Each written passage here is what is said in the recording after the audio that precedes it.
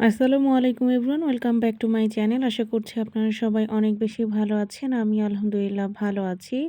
আজকে দুপুরে মা রান্না করেছিল তেলকই আর ডাল ডাঁটা। দুটো রান্নাই মাশাআল্লাহ এত মজা হয়েছিল যেটা আসলে বলে বোঝানো সম্ভব নয়। এখনও আমার ভয়েস দিতে গিয়ে জিহ্বায় জল এসে যাচ্ছে। আর কই মাছটা ছিল একদম দেশি কই। তো যাই হোক, এখন হচ্ছে গিয়ে সন্ধ্যাবেলা। আর এদিকে তারা ৩ জনে মিলে কি পরিমাণে দুষ্টুমি করতেছে সেটা তো আপনারা ভিডিওতে দেখতেই পাচ্ছেন। যদিও তাদের ৩ জনের মধ্যে তারা ২ ভাই বোনই বেশি দুষ্টু। এখানে দেখতেই পাচ্ছেন ২ জন অলরেডি মারামারি শুরু করে দিয়েছে। এখন আফরা জারিফকে মারতেছিল, কিন্তু আফরার থেকে জারিফই আফরাকে সবথেকে বেশি মারে। ম্যাক্সিমাম টাইমই দেখা যায় যে জারিফ আফরাকে বেশি জ্বালাতন করে আরকি, যেহেতু জারিফ একটু বড়। তো যাই হোক, তাদের ২ ভাই বোনের এরকম মারামারি তারপরে ভালোবাসা দুটোই চলতে থাকে। একটু আগে দেখলেন যে তারা দুজন একটু হালকা পাতলা মারামারি করছে। আবার এখন তাদের এই যে ভালোবাসাও শুরু হয়ে গিয়েছে দুজনের। এখন আর কোনো সমস্যা নাই।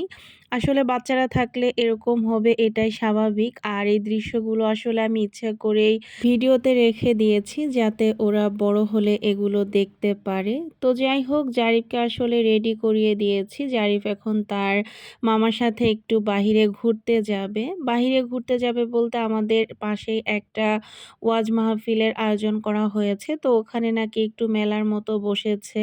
তো ভাইয়া জারিফকে মূলত সেখানেই ঘুরতে নিয়ে যাচ্ছে। তো এদিকে আমি আমার আফরা মামুনিকেও রেডি করে দিয়েছিলাম যে ওকেও নিয়ে যাওয়ার জন্য।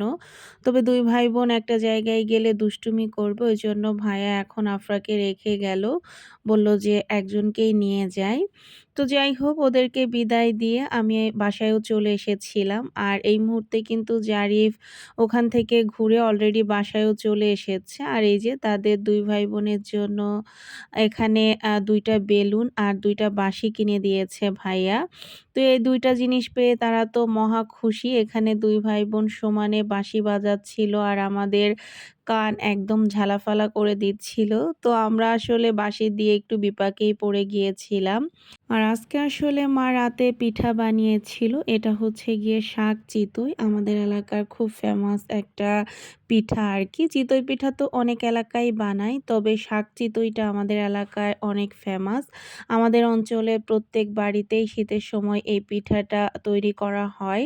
তো যাই হোক, খুবই মজা করে শাক চিতই খাচ্ছিলাম। আর মা এখানে বেশ কিছু পিঠা রস দিয়ে ভিজিয়েছিল। এটা অরিজিনাল রস দিয়ে ভিজিয়েছিল। তো পিঠাগুলো খেতে দারুণ মজা হয়েছিল। আর সত্যি কথা বলতে, শীতের সকাল বেলায় ঘুম থেকে উঠে এরকম হাঁড়ি ভর্তি পিঠা দেখে আমার একদম ছোটবেলার কথা মনে পড়ে গেল। আমার দাদি এরকম পিঠা ভিজিয়ে রাখতো আর আমি সকালবেলা ঘুম থেকে উঠে সবার প্রথমে পিঠা খেতাম। তো সেই দিনগুলোর কথা মনে পড়ে গেল। তো যাই হোক, এখন আমি যাচ্ছি আমার দাদির বাবার বাড়িতে। রাস্তা দিয়ে হাঁটতে, হাঁটতে যাচ্ছি এখন। তো অলরেডি কাছাকাছি চলে এসেছি। এই যে গ্রিন কালারের যে অংশটা দেখতে পাচ্ছেন, এটা হচ্ছে গিয়ে আমার দাদির বাবার বাড়ির কবরস্থান, এবং এই কবরস্থানটা অনেক বড়। ছোটবেলা থেকেই এই কবরস্থানটা দেখে আসি। তখন হয়তোবা গ্রামে এরকম কবরস্থান কোথাও আমি খুব একটা দেখিও নাই। তো যাই হোক, এর পাশ দিয়েই আমার দাদির বাবার বাড়ির আরকি গেট। অলরেডি আমি গেট দিয়ে ঢুকছি আরকি, গলি আরকি। তো এই যে ভিডিওতে অলরেডি সবুজ কালারের যে বাড়িটা দেখতে পাচ্ছেন, এটাই হচ্ছে গিয়ে আমার দাদির বাবার বাড়ি। মানে আমার বাবার হচ্ছে গিয়ে নানা বাড়ি। তো এই বাড়িতে এখন কেউই থাকে না, পুরো বাড়িটাই পরিত্যক্ত। তো এখানে আমার দাদির ছোট বোন এসেছিল, সাথে আরো জানি কারা কারা বেড়াতে এসেছিল শীতের সময়। তো তাদেরই কিছু বাচ্চা ছিল এখানে। আর জারিফ, আফরা আর আমার চাচাতো বোন লাবিবা, ওরা ৩ জনে মিলে এখানে ঘুরতে চলে এসেছে। তো আমার দাদির বাবার বাড়িটা অনেক বড়। পুরো জায়গাটা ঘুরে দেখানো এই মুহূর্তে সম্ভব না। তো যতটুকু পেরেছি আপনাদের সাথে আমি দেখানোর চেষ্টা করেছি। আর এখন বাড়ির পিছন সাইডে যে একটা ঘরের মতো দেখতে পাচ্ছেন, এটা হচ্ছে গিয়ে কাচারি ঘর। বাইরে থেকে লোক এসে এখানে বসে। এরকম একটা ঘর আমাদের বাড়িতেও আছে।